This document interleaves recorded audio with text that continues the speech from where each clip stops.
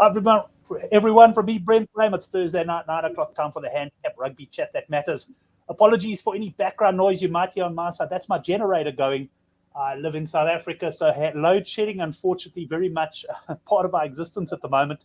And for that reason, I've gone with a dark background tonight. Seems quite symbolic, that one. Plenty of power failures at the moment. And I'll share something else in just a second as well. But let me first introduce my guest. He's going to be talking rugby with us tonight. We are having Neil on as well, Thoughts on Sports.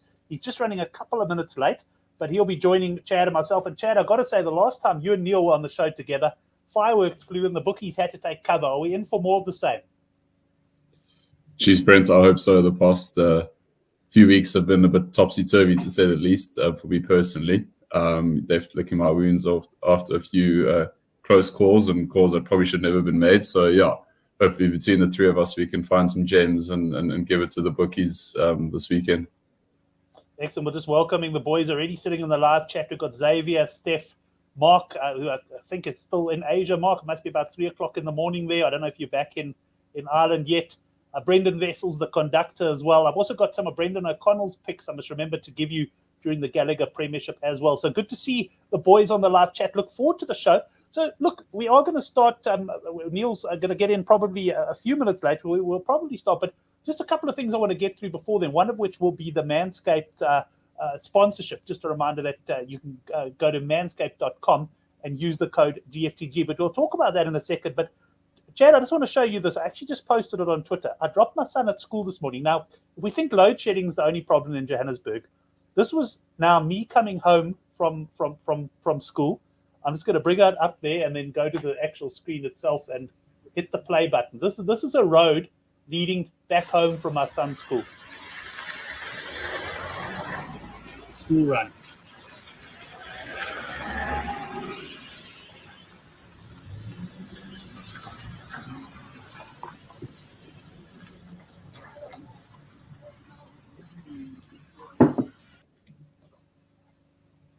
I mean, how about that? I mean, unbelievable. Hey, I mean, the potholes. There were guys crawling up on the pavements and that to avoid the potholes. I mean, this is a suburban street. This is not a farm road somewhere. It's absolutely crazy. I think 2024 can't come soon enough, and hopefully, hopefully the voters do the right thing and get somebody who can actually change this place into place. But I think you guys, you in Cape Town, I think it's better down there, hey?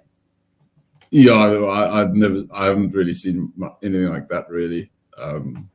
Cape Town born and raised, and that's the first I've ever seen of such a road. I know you don't have an ocean, but that's pushing it. Yeah, no, that's pushing it. We've certainly got some dams there as well. Brendan Vessels, I know he's in Victoria also. Just to welcome Guy Stone watching on Facebook. Guy, recovering from an operation. Guy, pleased to hear it went well, and good to have you with us on the show as well. Well, let's move straight into the Manscaped promotion then, and I'm just going to pull up the live read here. Man, this handicap show is brought to you by Manscaped, and let's get the code up there for you to see. It's brought to you by Manscaped, the best in men's below-the-waist grooming. Manscaped offers precision-engineered tools for your family jewels. Manscaped recently launched their 4th-generation trimmer. This is it here, everybody, the Lawnmower 4.0, and you can join over 4 million men worldwide who trust Manscaped by taking advantage of this exclusive offer. That's at manscaped.com. Excuse the comma there. It's meant to be a dot. And you can use the code GFTG for that one. Now, Chad, I don't know. I'm a little bit suspicious about Neil being late because I think he knows I was going to ask him how things are going with his Manscaped equipment that was sent to him. Have you noticed any changes in his behavior or anything like that? Do you think it helped him perhaps on his Two Oceans run on the weekend? I don't know. I think... whether it helped him or not, I think I would leave for him to answer. But I certainly have noticed he's a bit more clean shaven and a bit more squeaky clean than what he was a couple of months prior. There's definitely a kind of cleaner appearance. I mean, whether that made him run any faster, I guess he's the one to answer that. But that's it, Steph. Correct. Manscaped, the balls, weed whacker, and. I won't ask Chad where he's noticed any clean shaving of Neil there. We'll let him answer that when he comes on as well. But just, Chad, very quickly, we were chatting about the Two Oceans half marathon. You and Neil both did it. I know Neil had recovered from, I think, screws been put in his ankle and that a few years ago and ran it. But, I mean, you were telling me your time, 1 hour 40 odd, eh? That's pretty good going. Yeah, cheers, Brent, putting me on the spot here. Yeah, luckily for me, I haven't had any pins or anything like that put in any of my lower limbs. So, yeah, I managed to have a proper go at it. And, yeah, it was a great event, one of the more picturesque runs and races in Cape Town. So, yeah, I highly recommend if anyone can ever come and do it. It's 15,000 people all having a good time, all shapes and sizes, all walks of life. And, for the serious runner and the not so serious runner, it's definitely an event for all. And hope to see you out there next year. Bucket list. Well, don't ever believe anything you see on Facebook. I think I committed to running it in about 2010, and here we are, like 12 years later. I haven't done it, but certainly something I am going to do, and maybe I'll get a bet with someone going and maybe do it next year. But let's move into the rugby, though, Chad. We've got Super Rugby Pacific, so we'll start with that first game tomorrow morning.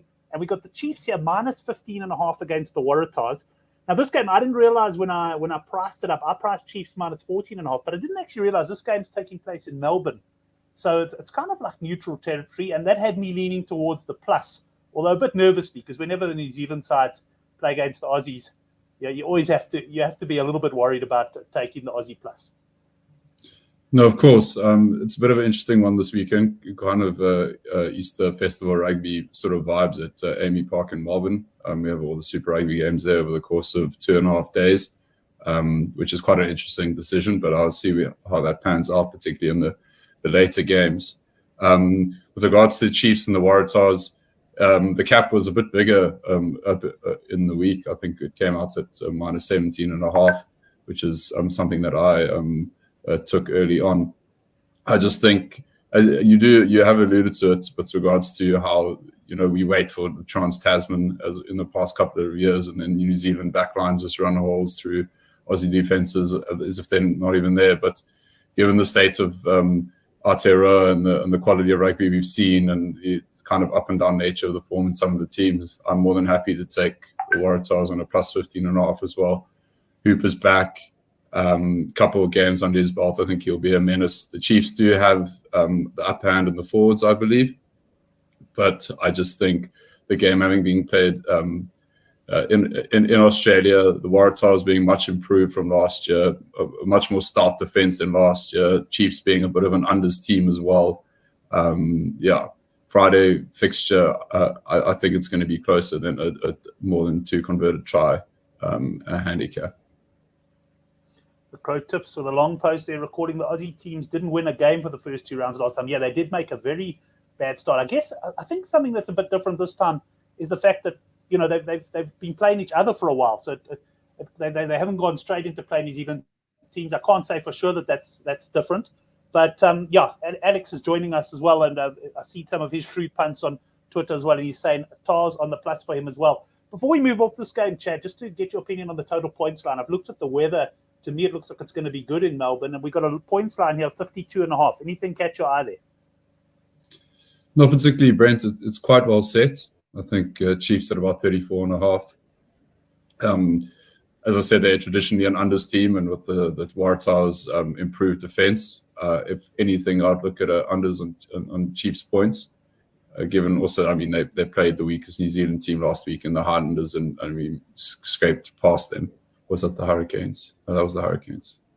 Forgive me. But no, if I do have a look at the point signs, it would be probably unders on Chiefs. Excellent. Well, perfect timing. We've just finished talking about the first game, and when I managed to play for time, I was a little bit like batting out a draw in a test match here. We've done the Manscaped thing, Neil. We've talked about the Two Oceans. We've looked at potholes in Rand Park Ridge. We've discussed load shedding. And we've just finished the first game just in time for you to join us. So first of all, welcome to the show. And congratulations on the Two Oceans. Brilliant performance there. No, thanks very much, Brent. I'm sorry to keep the viewers waiting, but you know what they say, good things come to those who wait. So keen to get stuck into the weekend. I've got some absolutely cracking players lined up. There was a bit of a hiccup my side, hence the delay, but just getting stuck into the Chiefs Waratahs game. Off the bat, I really like the Waratahs to cover the spread here. I just think that Michael Hooper is going to be an absolute menace for this Chiefs side at the breakdown. I've always maintained the opinion that Chiefs are a big underside. They do struggle to sort of come up against a side which is quite oiled up in defence, and that's really an area of focus that the Waratahs have taken over in the off season. I've seen some points lines. I think you can get Chiefs under 35.5. that's a cracking play. Stick the loot on that.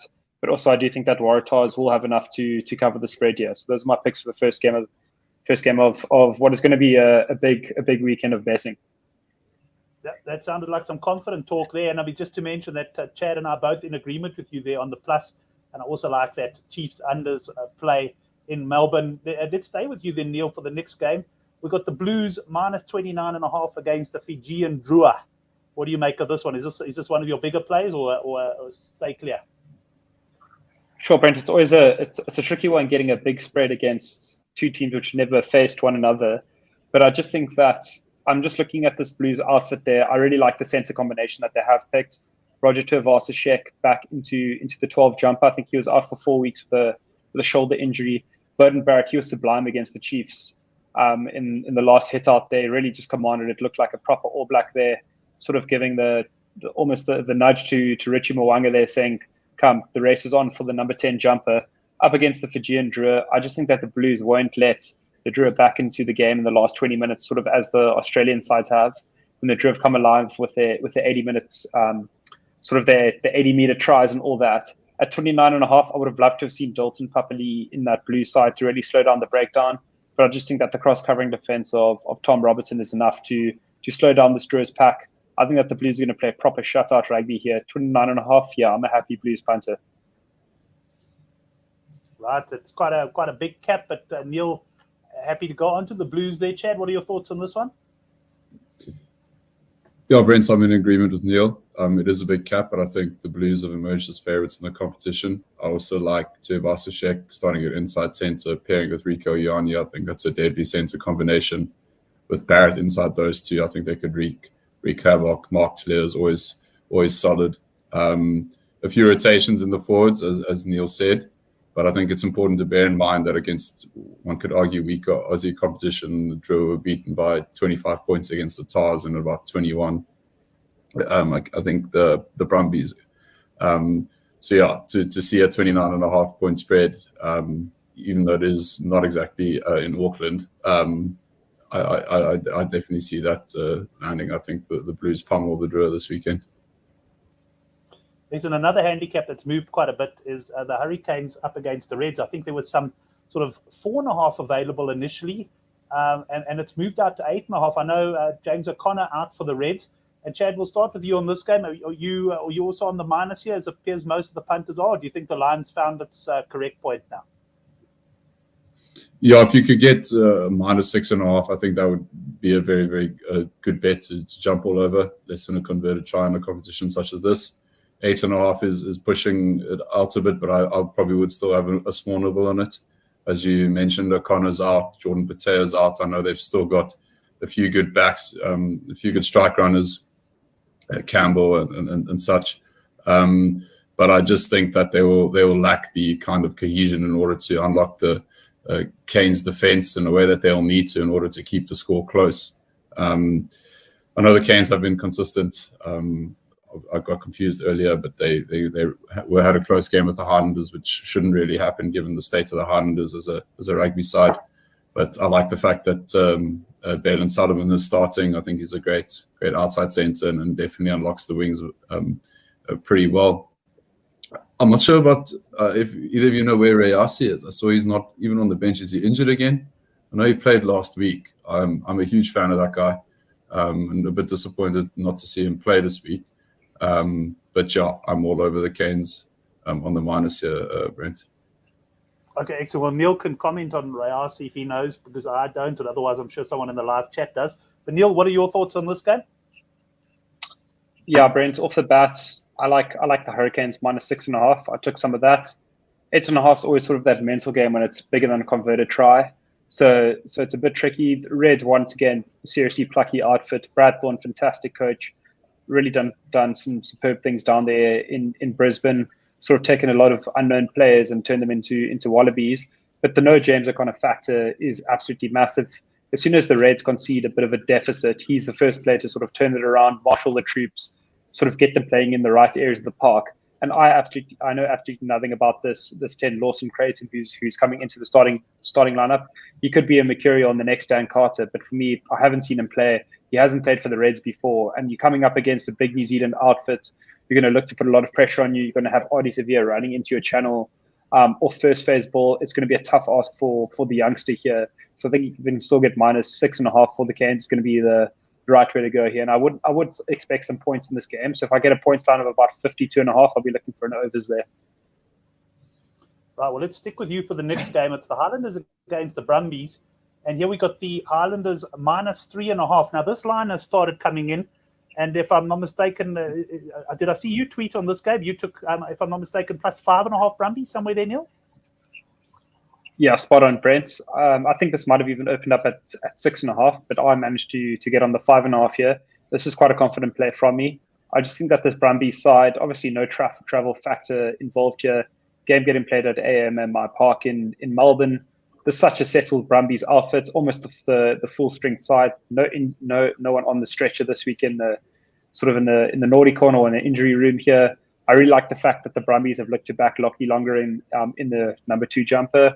Sort of demoted Falau Fainga. I think that he's been quite disappointing as a Wallabies player in the number 2 jumper. You really got to be sort of leading from the front. But it's good to back the youngster this weekend, and then also good to see Noah Lolesio, who's always superb at provincial level rugby, back into the number 10 jumper. So yeah, I just think that Brumbies are the way to go here. I just can't put my money behind sort of old-timer Marty Banks. He's a fantastic bloke. I'd love to share a beer with him in the bar. Ridiculous goal kicker. But against the Brumbies, sheesh, I wouldn't like to see for him to have my money on the line here. So Highlanders have really stuttered, got a sort of a freak win against Moana Pacifica, obviously against the bottom dwellers there. Struggled against the Hurricanes last weekend, obviously in the zoo. So yeah, I think Brumbies is the way to go, and I wouldn't be surprised to see the Brumbies win the game. Wager Warlock agreeing with you there on the Brumbies. Chad, are you rubber stamping this one? Yeah, Brent, absolutely. I think, with the Highlanders, as I mentioned earlier, with the worst New Zealand side, and I think that the score against the Canes is not really a reflection of how they are. Aaron Smith obviously not available. Whether that's a good thing or a bad thing is up to interpretation, depending on what you think of his performances as of late. And yeah, Brumbies are arguably the best Aussie side coming in. They're currently second on the log, despite their loss to the Reds. And yeah, I think just to speak to the teams, the Brumbies have a better pack, settled Wallabies, Valentini, CO. Neil mentioned the front row. I just think the Brumbies will have the grunt up front to keep the Landers' backs quiet. And yeah, I just can't really back or trust the team with Marty Banks at 10 and Mitch Hunt at 15. Marty will obviously take the tee away from Mitch. Thank God for Highlanders supporters. But other than that, I just don't see the Highlanders. Yeah, I just don't see the Highlanders posing too much of a threat, and I wouldn't be too surprised if the Brumbies pull away with the victory. So may have a small nibble on the money line, but yeah, I was lucky enough to get on the +5.5 earlier in the week. Right, Mark also saying he managed to get +6 early in the week. Let's stay with you, Chad, for the next game, and that is the Crusaders up against the Rebels. Here we got a massive handicap, but understandably so. And Crusaders -28.5. They've been a bit disappointing, but you have to expect them to put this Aussie Rebel side away. Yeah, they will certainly win the game, I think, somewhat comfortably, Brent, in the end. But you're right, they haven't been the Crusaders that we have grown accustomed to. And each week I feel like we sit on the show, or myself personally been on the show and listened in, and even chat amongst other punters that this could be the week that Razor whips them into shape, but just hasn't really transpired. And I mean, the scoreline against the Blues probably should have been a lot bigger than what it was. I mean, they had a bit of a decent second half, and that's kind of their trend. They've played one half of rugby and then suddenly no half the second half, or vice versa. So yeah, Jack Goodhue back, no mullet, which is somewhat disappointing. Luckily, I'm trying to grow one, so we'll see how that goes. But yeah, it's obviously a strong Crusaders pack, a Puma in and amongst a litany of All Blacks. But I just think with the Rebels improving, played well against the Reds last week. They've got Rob Leota back, a powerhouse Wallaby. There's a feel-good factor. They're playing at home. Also, another point to raise, I think, is the fact that this is the last game on this field in the space of 48 hours. And I think despite the good weather, it's going to be in a bit of a state. I don't know how good the ground staff there are at Amy Park, but factoring in the Crusaders not being what they once were, the Rebels kind of finding their feet, getting one or two key players back, playing at home, it would be a good time for them to cover a 28.5 point spread. Right, Neil, we'll go to you on this one. Just to mention, I think a recollection from this game last year, I think I was high on Crusaders points, and I can't remember the line, but they scored like 14 points in like the first 7 minutes or something, if I remember correctly. And then after that, the points just dried up, and I ended up losing an absolute fortune on the game. So with that in mind, what do you fancy here, Neil? No, but Brent, I'm here to give you the good news, and you're gonna make that fortune back this weekend. Rebels Plus is golden at AMMI Park, home ground for the Rebels. They've already picked up their socks in the last few weeks. The Crusaders are looking at this fixture, sort of blooding a couple of players back from injury. Jack Goodhue, fantastic player. I just can't expect to see him last the full 80. Rebels are going to be absolutely dogged at home here. I'm quite happy in the fact that they've sort of paired in their two best backline players into the centres there. Stacey Illy, he's got a lot of experience in the New Zealand domestic competition. He's turned out for Hawke's Bay and Auckland there. And then obviously Andrew Kellaway, he's electric. Obviously offers a lot of an attacking threat there, but he's a wallaby. He's a competitor, so he'll be up to the challenge here.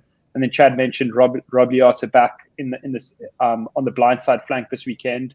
So he's going to be a big brute there, big ball carrying option, threat in the line out. I just think that a 30.5, I think to the spread here, am I going to get a 48, 44.5, sort of 14.5 Rebels? Just seems far too big at these sort of lines at home. Last game of the round at the stadium. Brennan Pickerel on the whistle, big unders ref, always favours the home side or the side in the plus. I just think that you have to go for the Rebels this weekend. Rebels on the plus there for Neil. That brings us to the end of Super Rugby. We'll move on to URC now. If I sound like I'm a bit hesitant, it's I think my Wi-Fi is just making me a couple of seconds behind. I can hear your voice is fine, but when I try and click something on the screen, it takes a while to come up. And I think it's because of my Wi-Fi. I can hear the generator taking strain in the background there. But Neil, let's start with you. We got the first game, Stormers at home to the Glasgow Warriors, and -7.5 for Stormers. Yeah, Brent, I'm fortunate. I'm going to be at the stadium for this game, so I'll probably get involved sort of bigger than I'd planned to. Obviously at the stadium and all, you get egged on to a bigger punt, but that's yes. that's fully okay, and I'll stick by that. But Brent, I just have to take the home side on the minus here. I understand if you're leaning a Warriors plus here, the side does look fantastic on paper. But sort of at the Cape Town Stadium, that Stormers pack looks terrifying. Big Kitsy and Malherbe in the front row. It's going to be a long day for that Glasgow pack. Ollie Cable, Scotland international, starting for Glasgow there. Yeah, he'll add a bit of grunt there, but he ex-Stormers player, and he was benching for these two players here. Just think that Stormers, there's so much to like for them at the moment. If it's slightly tight in the second half around the 50-minute mark, the Stormers can just turn to the bench, work Halant onto the park. He's just a master at unlocking defences at the moment. So at 7.5, I think that Stormers are going to play some shutout rugby. I was exceptionally impressed with the way they sort of marshalled that Bulls threat. And it is a bet I'm looking to take is on the Glasgow minus. Night game at Cape Town. If I can get about 23.5, I'll take some Glasgow unders there. So yeah, Stormers minus and Glasgow unders for me. Right, Chad, are you going to be at the game, and are you going to be betting along with Neil there? No, I was initially meant to be, but actually, I won't be this week, but hoping to be there for Stormers Leinster, I believe, next weekend, which I think will be a cracker. And yeah, I agree with Neil. It is a good Glasgow side.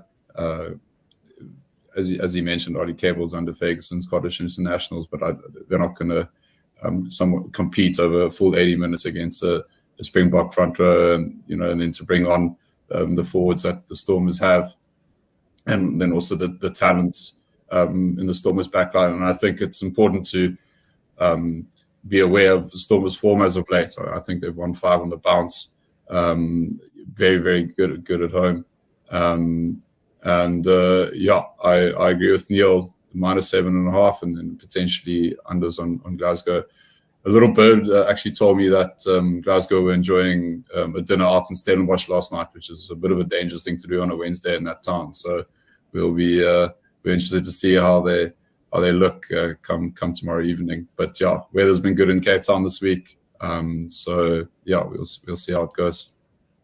Yeah, I wonder if Mr. Henrik Swat was perhaps taking them out and buying them drinks with a view to getting a bit of an angle there. Let's stick with you, Chad. Ulster Rugby -7.5 against Munster.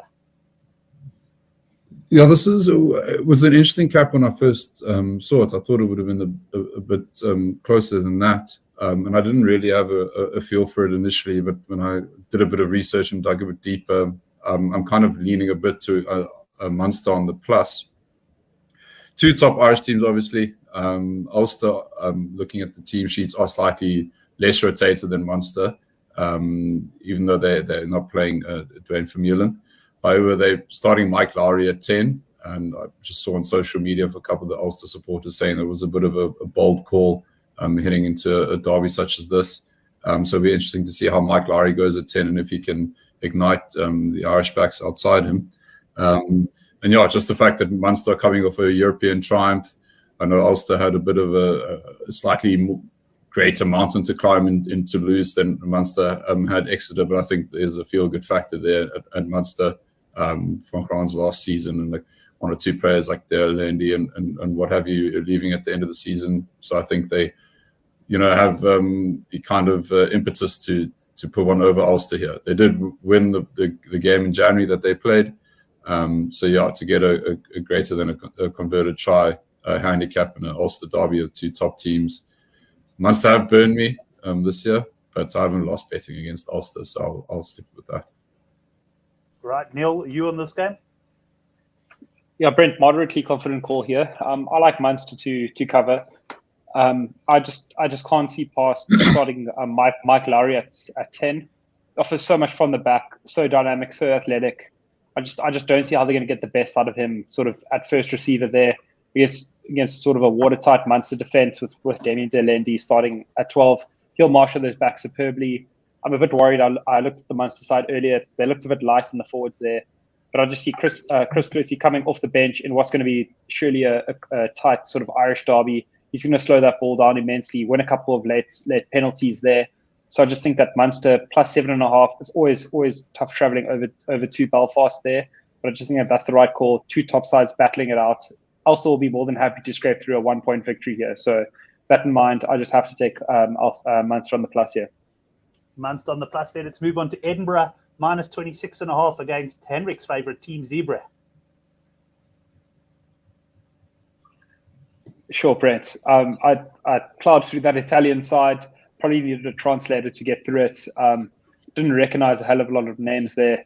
Edinburgh, geez, they look the business at the moment, playing some superb attacking rugby, pushing up into the top half of the competition there. They would love to get a bonus point victory. 26.5. Yeah, I just go back to Henrik. Zebre can't score more than sort of 14 points in this fixture, and I do back Edinburgh to score more than 40. So 26.5, tentative play, always on these big handicaps, but I think Edinburgh should cover this. Right, just Edinburgh. The only thing I've never forgiven them for is that jolly game against the Lions where they didn't fire. But I agree with you. They look good, and I definitely wouldn't be on Zebre on the plus here. How about you, Chad? We got you on board with us on the minus. Yeah, I also don't exactly have a soft spot for Edinburgh after that performance in Johannesburg, but yeah. Rather, the less said, the better. Yeah, Brent, I don't think you'll ever hear the words "I'm backing Zebre on the plus." So yeah, Edinburgh on the minus. It could have been 34.5, and I probably still would have taken it. Kinghorn, Bennett, Hamish Watson, tackle the snot out of them. 7:45 kickoff in Scotland. Yeah, no thank you in Italian. So yeah, Edinburgh on the minus. Excellent. We'll stick with you for the next game. The Blue Bulls up against Benetton, another Italian side. And here we got the Bulls -26.5. Yeah, there's been some good Dean Martin banter on Twitter with regards to the Bulls and Benetton. Obviously, the last time they played, Benetton wiped the floor with the Bulls. I think it was 35-8. That's Amore, or however you say. But yeah, I think the Bulls will have the scoreline in the back of their minds. It's Loftus Versfeld on a Saturday. I just can't look past the head of Jake White, the mercurial Jake White. And then you look at the forwards, Ulrich Lowe, Marcel Coetzee, then Chris Smith's performing as well as he ever has as of late, absolutely nailing it off the boot. And like some of Dosh Tambwe and such, I think the Bulls are just going to have way too much grunt up front, way too much firepower, and could start running away with it after 60 minutes, perhaps even sooner. I know Benetton have Rainer Smith, who would be used to the conditions and such, but other than that, I just don't see the Italians keeping up with Spool's side over a full 80. Bulls on the minus for me, please and thank you. Conductor in agreement, revenge smells sweet in Pretoria, as is the wager. Warlock, what do you think there, Neil? To be honest, Brent, my lungs already hurting thinking of the prospect of a 2:00 kickoff in Pretoria. I could run 100 marathons and I still wouldn't be prepared for what's to come with the likes of Ulrich Lowe and Marcel Coetzee hammering away at Benetton. It could be a full-strength Italian side. The Bulls want vengeance, obviously edged out in that Rambo Cup final over in Italy. Completely different side, full-strength side. Bulls minus 26.5. They'll score 50 points here. Yeah, this is just looking like one-way traffic for me. Benetton have brought out a stronger side than anticipated over to Pretoria here. No easy task coming to Pretoria. The brandy will be very sweet for the Bulls on Saturday night. It'll probably be Saturday sort of evening time when the game finishes off at about 5:00. So I expect a couple of drunk Bulls players out in the club on that after a 30-point victory. So Bulls minus 26.5 here for me. Right. Well, probably the game I'm looking forward to least on the weekend. Dragons plus 6.5 against the Scarlets, Neil. Sure, Brent. I'm going to do my utmost best not to watch this fixture. Classic old Welsh derby. Not going to be one for the record books here. But I just think that Dragons have been surprisingly quite good against the spread in the last couple of weeks. They edged out the Scarlets. It was either last weekend or the weekend before, away from home with a handicap of about 14 or 15.5. Plus 6.5 back at home at Rodney Parade. You just have to look to the Dragons to cover this year. Scarlets awful against the minus, and especially awful against the minus away from home. Right, Chad, what about this game for you? Yeah, I will also not be watching. But yeah, I might. I agree with Neil. Dragons on the plus. Scarlets, as he said, woeful away from home, particularly on the minus. So yeah, anything converted, try and you have to side with the home side in Welsh rugby. You don't necessarily need to know too much about the conditions or the ref or who's actually playing. It's just a kind of rule of thumb. Converted try on the plus in a Welsh derby, and then walk the dog, so to speak. But to be honest, I probably won't even get involved. It all kind of depends how the first few games of the weekend pan out. But yeah, Dragons on the plus. Right. Just a reminder, you can subscribe to our newsletter, which will be back this week. Took a little bit of a break at Easter. I was a bit exhausted heading into the weekend for a lot of different reasons, but we will be back either tomorrow morning or Saturday with the newsletter. You can subscribe down below the video and also check out the Good for the Game forum there. Right, let's stay with you, Chad, though. The Lions, they're also on a winning run at home, minus 4.5 against Connacht.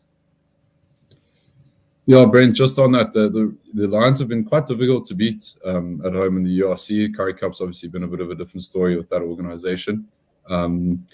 And yeah, they would have been bolstered by Udendal returning. Coral Sardi's coming back. Vasaki, I think his name is back as well. So that will bolster up the scrum, which I think will be much needed.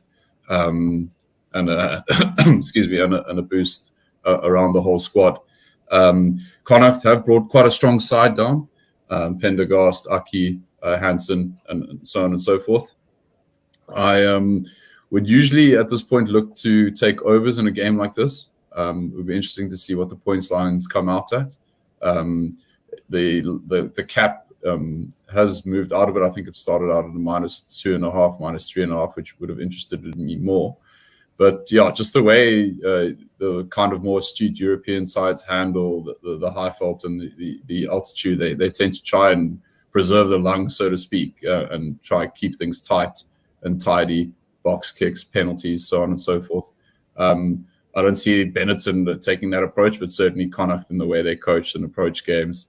They got an absolute whack against Leinster last week out. So I think they will look to head to the Lions and kind of just get the win really. So it's a bit of a tough one to call. But yeah, I'd like Lions -3.5 if you can get it, and then have a look at the points lines. But as I said, it's just a bit interesting. I'm not sure how Connacht will approach this. Yeah, interesting you mentioned that. In the past years, and I know the Lions haven't necessarily hosted European sides in past years, but it's Super Rugby in that Lions at home, I'm looking at overs all day. But I agree with you that these European teams appear to have, they haven't fallen into the trap of trying to run everything and running themselves out of energy in that first half. So unders could well be the way to go here. He's appeared again. Neil, anything for you on this game? Yeah, Brent, I know it's difficult to sort of side with an unders here, but if the books sort of get tempted and offer a 58.5 in Johannesburg, I'll just have to take a small strike on the unders there. I just think that Lions have really just sort of got watertight defense at the moment. You can really just see sort of the experience that Jacques Fourie has brought to the fore there. Brought in a couple of youngsters. They were obviously disappointing at the start of the season, really just nailed them down. They've got a fairly settled unit. I can handpick the starting 15 that they're going to put out there. So yeah, I think there's a lot to like about the Lions at the moment. I just think they're going to keep this Connacht side at bay. They're going to force them into kicking a lot of ball away. And if Connacht do try to run from their own half, I think it'll be a lot of turnover ball for the Lions here. So at 4.5, I do fancy the Lions to cover the spread. On form alone, you just have to go for the Lions here. At 4.5, less than converted try. Bunny Archie will present a bit of a presence in the midfield. But up against Berger Odendaal, obviously heading off to the Wasps in the Premiership, so excited to see him go there. But he's a solid defender. Big man, big strong ball carrier, so it'll be a big match up against Bundy there. So 4.5, I just have to take the Lions here. Yes, we've got exactly the same handicap in the next game. Neil, -4.5 Cardiff against the Ospreys. Yeah, Brent, I like Cardiff to cover this. I lost a bit of loot on Cardiff last weekend. I fancied Saracens to get one over them. Obviously, at Stonex Stadium in Saracens land, Saracens rolled out the big guns. I think the handicap ended at about 24.5. I managed to crack on some 20.5. Thought they would cover it with ease. Cardiff sort of one eye on the Pro 16 here, but geez, at 4.5, I just have to take the Cardiff. I was so disappointed in the way that Ospreys conducted their sort of South African tour. I thought they'd offer a lot more in a big Welsh derby here at home. Cardiff, obviously one of the sort of ex-powerhouses of Welsh rugby. I just think that there's some good things brewing behind the scenes here. Josh Navidi is going to be a menace over the ball. You got to take Cardiff on the minus. Right, what do you think on this one then, Chad? Yeah, somewhat boringly, I'm in agreement with Neil as well. I think Cardiff have been playing better rugby this year, and yeah, I share the sentiment. I kind of backed Ospreys when they were over here with the bolstering of the Welsh guys that they got back after the Six Nations, and it was a raging disappointment, unfortunately. So yeah, given the performance against Sarries last week and such, and the likes of Hallam Amos and Reece Priestland and Josh Navidi at Cardiff, yeah, I definitely like a -4.5. Right, well, the Crow Tips makes it one of his better bets, and I also did post Johan's treble there as well, which he posts every week. Let's go to the final game of the URC, Chad. We got the Sharks up against Leinster. This handicap has moved a bit. Leinster haven't sent their strongest team over. Mark actually sent me a message on Twitter to say, just to make it clear, he's not tipping a Leinster win this week. We've got the Sharks -2.5. They've also, though, let us down quite a few times in games we thought they'd win. Yeah, I mean, if you were to have a look at the squads and that are available to the coaches this weekend, you would think the Sharks would absolutely walk this cap. I don't think the Leicester B side, if you could call it that, should be underestimated. I think they're bringing less than half of the side that wiped the floor with Connacht last week. However, as I mentioned before the show, it's difficult to know which Sharks side to turn up. They seem to put away the easy teams. The Dragons and the Zebres of the world, and then when they're faced with a slightly stiff opposition, they kind of fold. In saying that, I think it's a bit of a tough one, but 2.5 just seems really low for the squad that Leinster have brought out.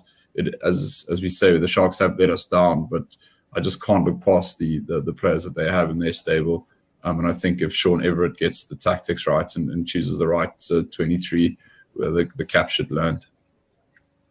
Right, well, the assassin coming in there saying Sharks best bet And just to have a look at the conductor's comment there, pitch in Durban may be bad after the flooding. Good point. I think just even in Joburg, guys, we had so much rain next weekend. I'm sure some of you might have seen the Easter festivals, the conditions they were played in, which is very unusual for Joburg. There is more rain forecast this weekend, so certainly if we get that 58.5 in the Lions game, could be the way to go. Right, Neil, let's get your thoughts on this one. Brent, I was hoping to purposely mute myself for this fixture, but I'm going to go against one of my big beliefs in rugby, and that's taking the Sharks in the minus. I love the Sharks in the minus here. Leinster's sending out a weak side, and you just have to look forward to the set piece battle here. Sharks littered with Springboks, plethora of Springboks across the park. There's going to be far too much beef in the pack here. A couple of youngsters turning out for Leinster. Yeah, it might be easy to turn on the hots against sort of a Connacht side or a Dragon side back at the RDS on a fast pitch.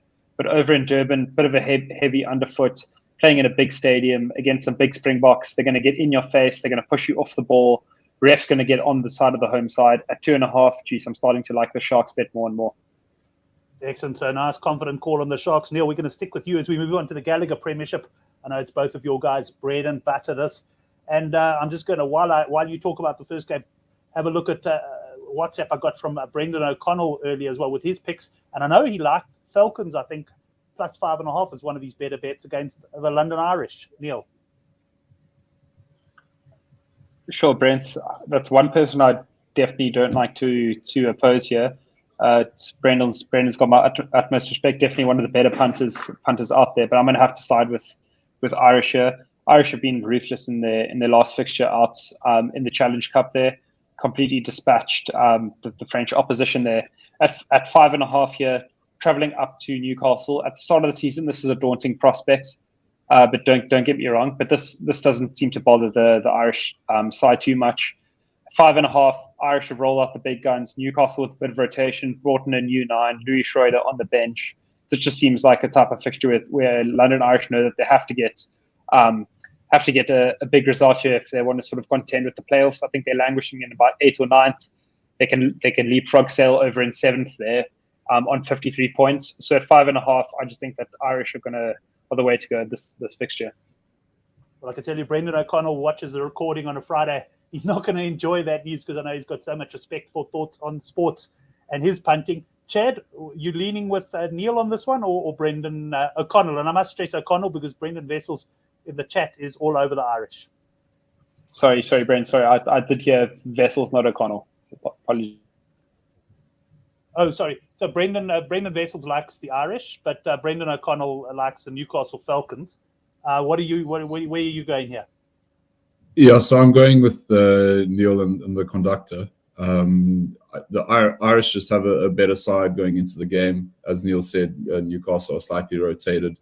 And I think we've reached a stage in the season where teams that are bad are fundamentally bad and they won't turn it around. And then teams that are good and have a chance to make the playoffs will look to do so. And I think this fixture, the one with Saints and Bath as well, are prime opportunities for the likes of Irish and Saints to pick up bonus points. So I think Irish will go to Newcastle with a big win in mind.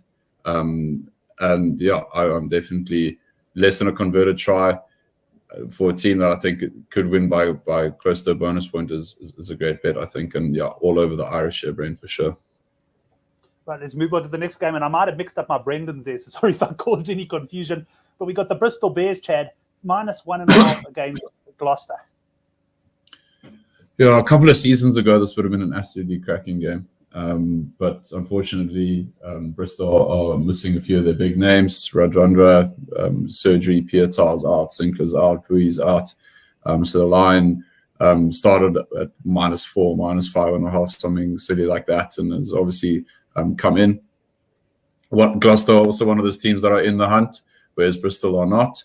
And I think that an interesting point, actually, before I continue, is that the game between Worcester Warriors and Gloucester from earlier in the season that was cancelled or called off. Gloucester have been awarded 5 points because Warriors couldn't foot a team for the game, so they forfeited.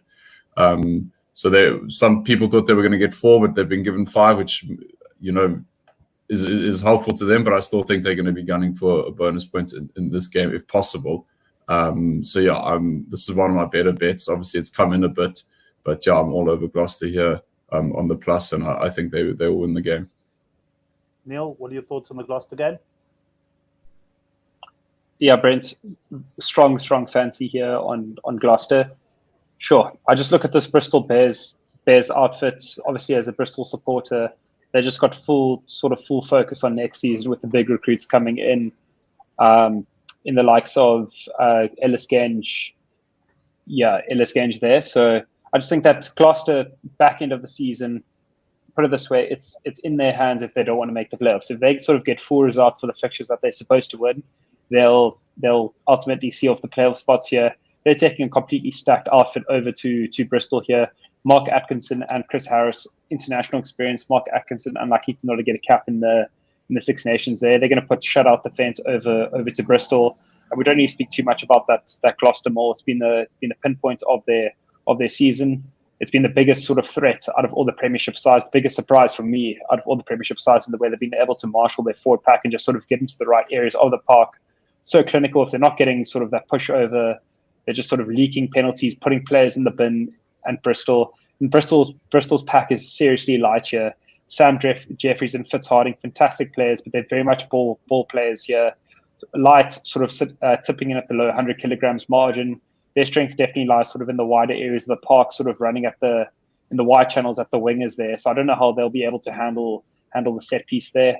And then also just the likes of Semi Randrandra, huge attacking threat for Bristol, undergoing his second knee surgery here. Absolute headache for Pat Lam. Back end of the season, Bristol languishing above the bottom three in sort of at the wooden spoon there. Yeah, firm eyes on next season. Not too much motivation on the cards here. Lost at home to Sale last weekend in the Champions Cup. Out of that competition, they'll just be happy to get the season done. You've got to back the team. That's all to play for here. Well, I must say this is shaping up that it could be the best bet for the weekend. Alex also rubber stamping that there in the live chat. I think, Alex, I saw you get on about +5.5 on Twitter. I can't remember. It was somewhere around there. And Brendan is mentioning, look out for points in games where the teams are out of contention, like the Bristol Bears and the Bath games. But let's move on, though, Neil, to Wasps. We got -13.5 against the Worcester Warriors. No, Brent, I do like Wasps to cover the spread here. I'm a massive Steve Diamond fan, and I do appreciate that all that he's doing for Worcester Warriors here. But I feel like a lot of the noise is behind the scenes here. They've done some fantastic recruitment, but that's always forward-looking. Next season, they'll be a different beast. They'll be strong at home. But over to Wasps. Wasps still got a little bit to play for in the season. The likes of Alfie Barbary, fully fit, sort of running at that Warriors outfit.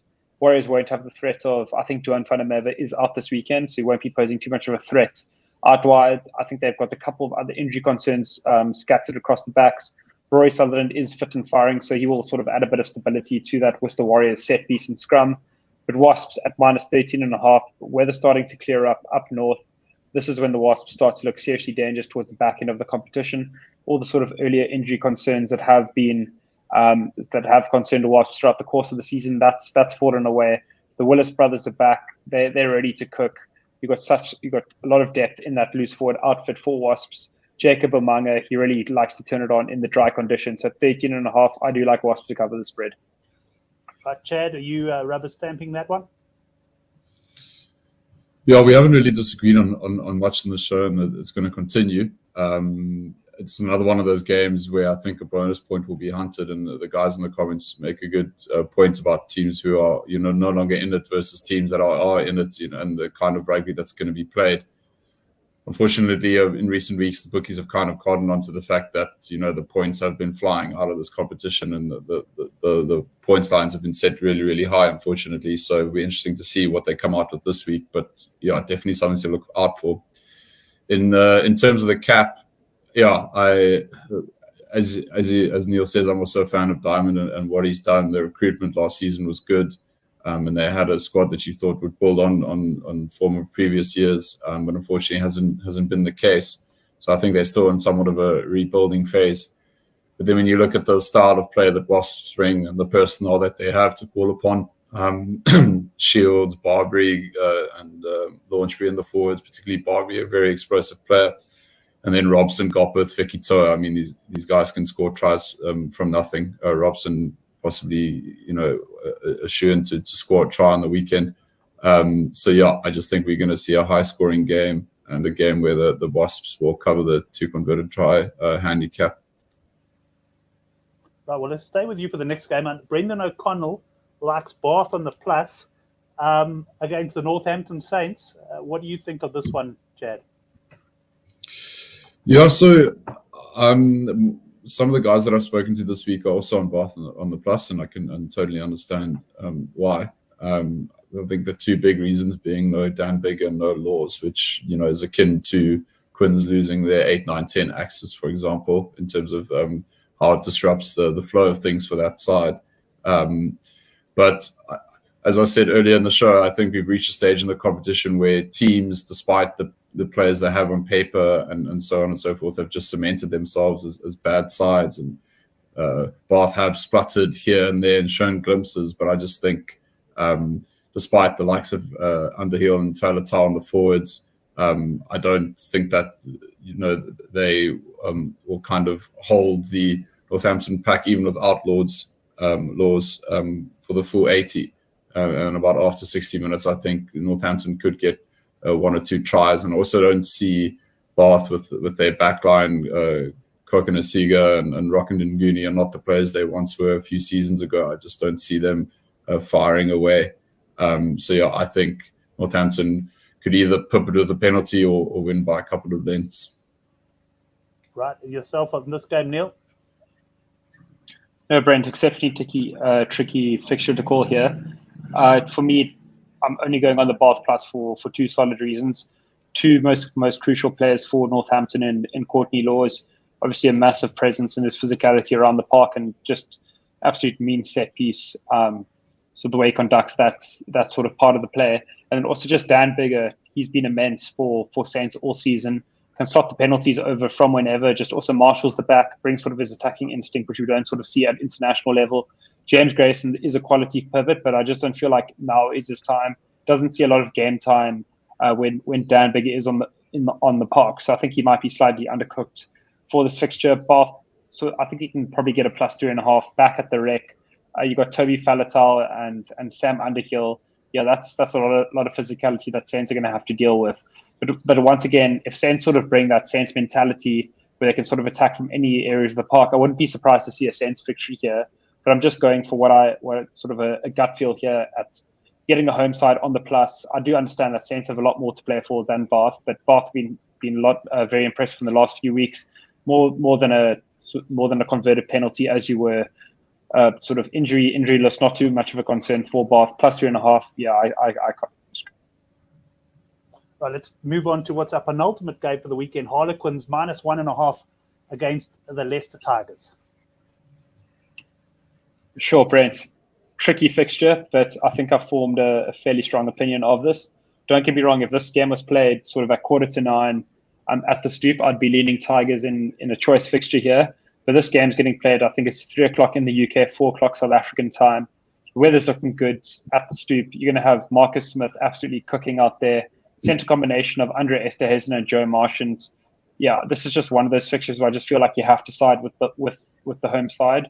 But I could make another argument for the fact that whatever team scores first, take the other side on the plus. But I mean, I don't like to sort of sit on the fence there. So I'm going to stick with my Harlequins play here. I just think that in dry conditions, they're going to really move around this big Tigers pack. Tigers won't be able to sort of put that triangle hold on the Quins at home at Stoop that they've done all season. Yeah, Tigers are going to put up quite a force here. George Ford will be put in a tactical masterclass. But I just think that this is the age of the Harlequins. They're going to seriously move around this massive Tigers pack around the park. The Harlequins can score from absolutely anywhere. If they're 15 points down with 20 minutes to go, you best believe that they sort of believe in themselves that they can win this fixture. So I just think that this is going to be an exceptionally tricky fixture for the Tigers. In a big muscle up, I would take a Tigers against sort of a side like Sale, but against the Harlequins and their free-flowing rugby, the Tigers have been exposed to that all season. So happy to take the Harlequins here. Harlequins on the small minus there. Brendan O'Connell is in the opposing camp. I see he is going for Leicester. So let's see what Chad thinks of this one. Yeah, I think this is going to be a cracking fixture, Brent. I think these two sides know in the back of their minds that they will meet each other either in the semis or the final, should they be so lucky. So it'll be interesting to see how they approach the game, whether it will have a feel of a kind of knockout, kind of finals rugby approach to two sides, which, given the way Leicester Tigers have played this season, probably favours their brand of rugby. Quins over the past few seasons have had a never say die attitude. You can never really count them out. They can win the game from seemingly impossible positions. But I think the Tigers have just been the classiest outfit over the course of the whole competition. Obviously going the first 10 to a dozen games unbeaten. I do understand where Neil's coming from in terms of how Harlequins will perhaps try and move the big Tigers pack around. But I just feel as if George Ford's the kind of manager of the game. Or he has that skill over and above what Marcus Smith currently possesses in terms of pure game management. Kicking for territory. I think George Ford is a bit better at turning the opposition pack around and making them jog back for a line out or a scrum. Massive matchups everywhere you look. But I think I'm going to take Leicester on the plus here. Right, let's get to the final game then, Chad. We'll start with you. Saracens -6.5. I can tell you Brendan O'Connell does like the minus here on Saris, and they're up against the Exeter Chiefs. What are you doing with this final game? Yeah, I think I agree. I'll go on Saris on the minus before it gets to larger than 7.5. I bleat on each week about the Saracens squad. They have immense depth with the top-rated England and British and Irish Lions internationals and a few South Africans here and there. Exeter coming off a bit of a European disappointment. I don't know how they'll bounce back this weekend, what their kind of attitudes will be. I know they've got the other sides nipping at their heels, and they will need a good result here. But they may look to save themselves for the rest of the season and have a run in then, because I think the Saracens outfit just across the park will be able to cover the spread over the full 80 minutes. The main reason I think that would be the case is the loss of Sam Simmons. He is the heartbeat of this Exeter side, and without him, they're not quite the same. I know we say this about a number of sides in the Gallagher Premiership, but if Sam Simmons is starting at 8, I think this line would have been a bit closer to 3.5, 4.5. But without his presence, I just don't think Exeter have the firepower to overhaul a Saris outfit that are going to look to win the competition at the end of it all. Right, Neil, the final game for you. Bring us into the best bet stretch. No, Brent, definitely still licking my wounds after Saracens burnt me against Cardiff. They couldn't even cover a -6.5 against Cardiff. Or no, sorry, they did. They won by 7. But just going into this fixture, 6.5. Two heavyweights battling it out to each other, sort of somewhat of a contrast of styles. Exeter like to give it seriously close. And then just sort of exploit the space in the field through either Henry Slade or Joe Simmons there. Saracens playing at Stonex Stadium, I just feel like they're going to have a bit too much for this Exeter Chiefs side. I was a bit disappointed with the way Exeter Chiefs conducted themselves against Munster. I think that against the Irish opposition away from home, you have to be able to cover big spreads. I was given 7.5, and I really thought Exeter would be able to cover that and end up losing by 18. We're never sort of in the game, trying to play the game from their own half, just no real sort of attacking urgency, just aimless box kicks. And I just wasn't too impressed with the way that Rob Baxter marshaled the Exeter troops over in the Champions Cup there. So at -6.5, Saracens, world-class outfit, sort of clicking at the right time. Premiership is their bread and butter. I just can't see. I think that as much as I like to hype up the Exeter Chiefs, I think that this isn't their season. I think it's going to show on Saturday. So I'm happy to take a small nibble on that Saracens minus. Right, so you're nice unity on that one, gents. We'll move on to best bet. We've got through a ton of rugby, so well done to you guys on that one, and opinions on every game as well, which I'm pretty impressed with. But Neil, let's start with your best bets for the weekend. Sure, Brent. Where do I start? There's absolutely so much rugby on, but I'll break it down by competition. So in the Premiership, best bets, I like Gloucester to beat Bristol Bears. I know it hurts me a lot to say that, but I think that's a cracking play. And then my second best bet there is Wasps to cover the -13.5 against Worcester. And then in Super Rugby Pacific, I really like the Chiefs under 35.5. I think that's Waratahs will be super plucky and just offer quite a lot in that fixture, and I also like them to cover the spread there. And then I also like the Brumbies to cover. I think you can still get plus 4.5 there. I think Brumbies will cover that spread. And then in the URC, I like all the South African sides to cover the minus, but probably my strongest fancy is Sharks minus 2.5 against Leinster. Right, excellent. Brendan Vessels was saying, watch out for the 86 Nations. He thinks England might run rampant against the Irish there. So, yeah, then maybe that's something we're going to have to start covering on the show. But let's go to Chad for his best bets just as we tick over the hour mark. Yeah, thanks, Brent. Thanks, Neil. Here's to hopefully showing the bookies, up this weekend. I like Neil. I'll break it down per competition. So Super Rugby, best bet in Super Rugby will be Brumbies on the plus, the best plus that you can find. I know it's come down to 3.5, but if you can get 4.5, maybe 5.5, if you're very lucky, that will definitely be the play to go for. My second best bet, like Neil, will also probably be Chiefs unders 34.5. Seems quite large. A game in Australia against a much improved Waratahs outfit, and Chiefs being particularly an underside. In the Gallagher, I got two bets that I'm very strong on. That's the Irish 5.5 against the Falcons. I'm not going to go too deep into it, but I definitely think that Irish side that they've picked will do the business up in Newcastle. And then Gloucester on the best plus you can find, perhaps even on the board. I think they'll go to Bristol. Sorry to say, Neil, and beat the Bears. Yeah, that driving maul, that pack, I just think will be too much for the depleted Bears forward pack. And with the likes of Lewis, Reece Samet out wide, it's just a bit too much, I think, for the Bears. So Irish and Gloucester for me. And then in the URC, I also like all the South African sides again this week. I wasn't too sure going in about the Sharks, but I'm leaning a bit more towards that, and that minus the more I think about it, and having heard from you and Neil. And then, the other one will likely be the Lions on the best minus I can find, and perhaps overs in Johannesburg. Excellent, gents. Thanks very much. Great show. We really got through so much. And I must say, I started the show without too much in the way of strong fancies, and I've certainly got plenty of strong fancies now. Probably going to be tough to choose which ones to actually back. To all the boys on the live chat, always a pleasure having you on. There were some cracking contributions as well. So until next time, Neil, Chad, great having you on, and have a cracking weekend, guys. No, thanks, Brent. Have a good one out there, boys. Yeah, good.